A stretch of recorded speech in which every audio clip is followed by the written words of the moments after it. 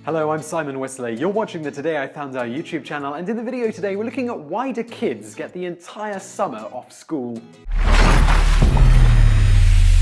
The commonly touted explanation for students having summers off from school dates back to a time when the United States' economy relied heavily on agriculture in order to survive. Students needed to leave school in the summer in order to work on the farm alongside their families. The US is no longer the agrarian nation that it once was, so why do students still get the summer off from school? Well, that is because the idea that the modern school year is based off one where the students needed to work during the summer at their farms is completely false. The majority of farming work occurs in either the spring or the fall, so schools in rural parts of the United States during and before the early part of the 19th century typically only held classes during the winter and summer months. This allowed students time off to help plant in the spring and harvest and sell crops in the fall, and then they attended classes when their families had less of a need for them to work. All in all, students in rural schools attended between 5 and 6 months of school per year. On the other hand, schools serving students in urban areas tended to remain open all year round with short breaks between academic quarters.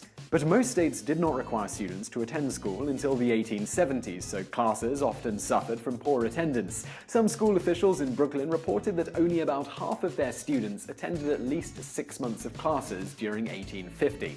A number of factors, such as practicality and parents' wishes, transformed those two different types of school years into the school year of today. Education reformers encouraged both urban and rural schools to adopt a standardized school year in order to get students across the country on the same school schedule. This would make distributing standardized tests and selling textbooks easier, among other things. But a standardized school year meant that rural and urban school officials needed to compromise on when to hold classes. At this point, it was generally thought that holding classes throughout the year could be detrimental to students' health, so the schools needed to decide on when to allow students a break from classes. The break would also give teachers time to continue their own education and get ready for the new school year. Summer became a natural choice for a term away from school.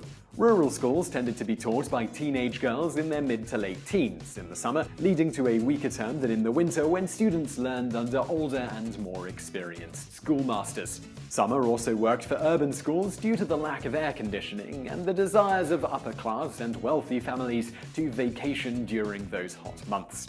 The added worry of a school that was both hot and crowded, potentially spreading a disease, also added to the decision to give students summers off from school. Today, there is a movement among some educators and politicians to restructure the school year so that students attend classes throughout the year. The claim is that getting rid of summer vacation would help students to perform on the same academic level as students from other countries by allowing for more hours of instruction. However, when the numbers are crunched, American students appear to be spending the same amount of time learning per year as students elsewhere in the world, at least in classes. For instance, students from Massachusetts, New York, California, Florida, and Texas all spend 900 hours per year in school. Comparatively, students in India receive between 800 and 900 hours of in-school education per year, while students in China receive 900 hours. Also, contrary to the idea that more hours are the answer, one of the highest-rated education systems in the world, Finland, only has their students averaging about 608 hours of in-class instruction per year. As you might have guessed from all of this, as with just about everything, the issues at hand resist such simplistic explanations and solutions. There is even a strong argument that students in the US on the whole aren't nearly as far behind as is often claimed, though of course there's always vast room for improvement. For instance, the Programme for International School Assessment, PISA, assesses the competencies of 15-year-olds in 65 countries and economies, including in math. For 2012, the country economy with the highest scores in math was Shanghai, China, which was closely followed by Singapore, Hong Kong, Chinese Taipei, and South Korea. Notably, Canada ranked 13th, Australia 19th, Ireland 20th, and the United Kingdom 26th.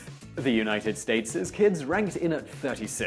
In fact, according to the PISA, the performance of one of the United States' highest-scoring states, Massachusetts, was so low it was as if those students had 2 fewer years of mathematical education than the students in Shanghai, China. PISA also noted that although the US spends more per student than most countries, this does not translate into performance. In 2012, per-student spending in the US was listed at $115,000, while in the Slovak Republic, a country that performed at the same level, they spend only $53,000 per student. However, the PISA's results are drastically oversimplified. For instance, as noted in a report by Dr. Martin Carnoy of Stanford and Richard Rothstein of the Economic Policy Institute, American students actually perform better than the much higher-ranked Finland in algebra in general. But they perform worse in fractions. More importantly, when you normalize the results between the countries, adjusting for the relative poverty of the students taking the PISA tests, the US performs significantly better, ranking 6th in reading and 13th in mathematics, a drastic jump in both categories.